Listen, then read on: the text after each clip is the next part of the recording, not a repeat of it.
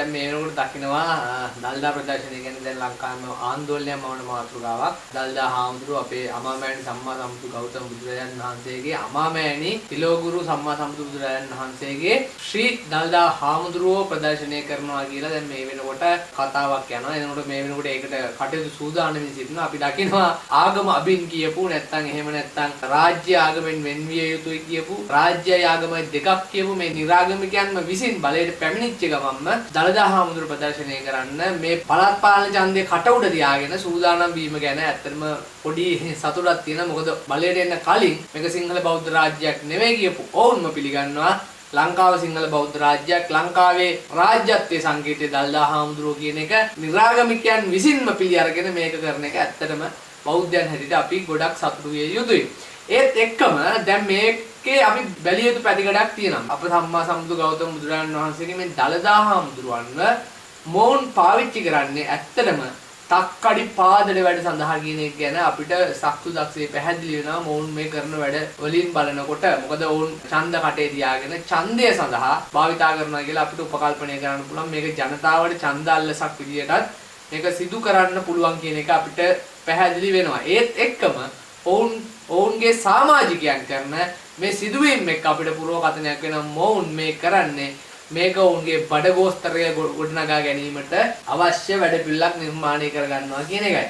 මේ වෙනකොට ඔයගොල්ලන් මේ ස්ක්‍රීන්ෂොට් එක බලන්න පුළුවන්. දැන් මේකේ යනවා මෙන්න මෙහෙම නිවුස් එකක්. ශ්‍රී ලංකා news.lk එකේ දළදා ප්‍රදර්ශනයේ টয়ලට් හදන්න සුදා සල්ලි ඉල්ලයි. සුදාට සල්ලි දෙන්න එපා. දළදා මාලිගාවෙම බාල්දියක්. දළදා ප්‍රදර්ශනයේ টয়ලට් හදන්න සුදා සල්ලි ඉල්ලයි. සුදාට සල්ලි දෙන්න එපා. දළදා මාලිගාවෙම බාල්දියක්. මාර්තු 23 2025. දළදා ප්‍රදර්ශනයේ පැවැත්වෙන දිනවලදී වැසිකිලි පහසුකම් සැපයීම සඳහා රුපියල් 1,20,00,000ක මුදලක් අවශ්‍ය බවත් ඒ සඳහා වන ආධාර තමන්ගේ බැංකු ගිණුමේ තැන්පත් කරන ලෙසටත් රංගන ශිල්පී සුදත් තිලකසිරි සමාජ මාධ්‍ය ඔස්සේ කළ ඉල්ලීමකට ශ්‍රී දළදා මාලිගාව විරෝධය පළ කර තිබේ. යුනයිටඩ් ග්ලෝබල් ශ්‍රී ලංකා නැමැති ආයතනය විසින් දළදා ප්‍රදර්ශනය පැවැත්වෙන දිනවලදී වැසිකිලි පහසුකම් ලබා දීමට කටයුතු කරන බවට සුදත්ත තිලකසිරි සමාජ මාධ්‍ය ඔස්සේ ප්‍රකාශ කර තිබේ. ඒ අතරම මේ පිළිබඳ වීඩියෝවක් නිකුත් කරමින් මුදල් තැන්පත් කිරීම සඳහා තමන්ගේ බැංකු ගිණුම ඉදිරිපත් කර තිබුණි. මේ පිළිබඳ ප්‍රතිචාර දැක්වූ දළදා මාලිගාව සඳහන් කර ඇත්තේ වෙනත් කිසිදු පාර්ශවයකට පහසුකම් සැපයීමට හෝ මුදල් ආධාර එක් කිරීමක් බාර දී නොමැති බවයි.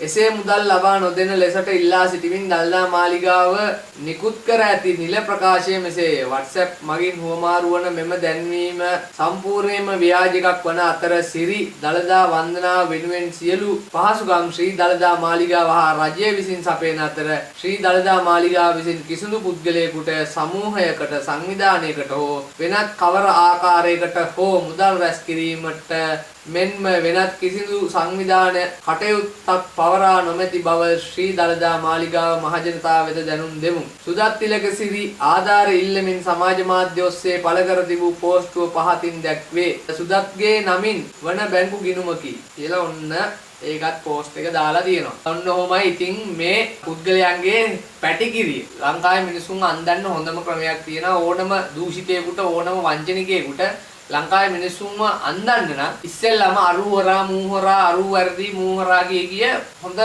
කැම්පේන් එකක් කරගත්තට පස්සේ අපේ රටේ මිනිස්සු දෙනවා අම්මෝ මේ තමයි හොඳම මිනිහා මෙයාලා තමයි හොඳම කියලා. අර මම හැමදාම කියන්නේ නිල් බාල්දියට වැටුණු නරියා කතාව. එතකොට නිල් බාල්දියට වැටුනහම කැලේ ඉන්න සත්තු ඔක්කොම හිතන්නේ නරියා තමයි හරිම කෙනා. නරියාව රජ කරනවා සිංහව පන්නලා. අන්තිමට කැලවෙනවනේ. මුළු කැලෑ රාජධානියෙන් බිඳ වැටෙනවනේ. කැලේ ඇවිල්ලා කපනවා අන්තිමට හූ කියනවා. මේ ඔක්කොම විනාශ වෙලා යනවනේ. සත්තුන්ගේ මුළු ජීවන චක්‍රය මේ වගේ දෙයක් තමයි. ඉතින් මේ දළදා හාමුදුරුවන්ව විකුණගෙන කන දළදා හාමුදුරුවන්ගේ මේ දේවල් කරන මේ JP කාඩරේ ඇත්තටම පිළිකුල් සහගත ලෙස අපි ප්‍රතික්ෂේප කළ යුතුයි. ඒ කියන්නේ මුන්ට කන්න නැත්තම් හිඟා කාපල්ලකෝ. ඇවිල්ලා ලේන්සුවක් කෙලාගෙන ඉඳපල්ලා දළදා මාලිගාව ඉස්සරහා රුපියල හරි අපි දාලා දෙන්නම් කන්න බොන්න නැත්තම්. හරිද? අර 88 89 දළදා මාලිගාවට පහර දීලා රත්තරන් ටික මංකොල්ල කාගෙන ගිහිල්ලා බඩගෝස්තරේ හදාගත්තා වගේ දැන් පහර දෙන්න බෑනේ.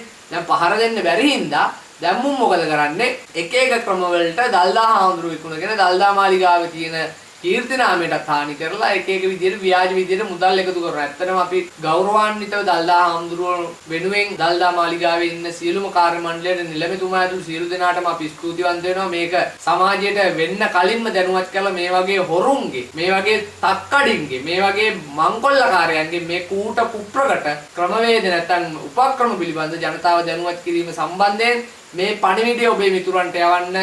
දළදා මාලිගාවේ සල්ලි කිසිදු පුද්ගලික පාර්ශවයකට ලබා දෙන්න එපා. අනික විශේෂයෙන්ම මෙයාගේ ප්‍රයිවට් account එකට කොහොමද මිනිස්සෙගේ ප්‍රයිවට් account එකට වැටෙන සල්ලි ගැන අපි තක්සේරු කරන්නේ? කොහොමද මෙයාගේ විනිවිදභාවය ගැන අපි තක්සේරු කරන්නේ? මෙයා ඇවිල්ලා රහතන් වහන්සේ නමක්ද නෑනේ. තත්ජන මිනිසුන්ට සල්ලි ලැබෙනකොට කොහොමත් මිනිස්සු වෙනස් වෙනවා.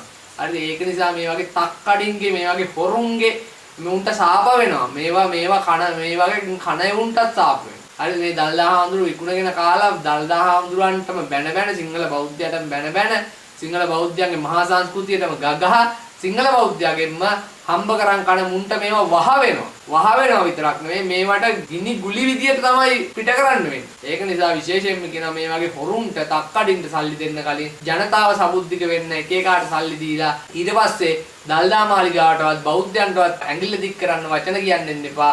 විශේෂයෙන්ම මේ වගේ තක්කඩි හොරු පාදරයන්ට අහු වෙන්න එපා කියලා ජනතාවට විශේෂයෙන්ම මතක් කරනවා. ස්තුතියි.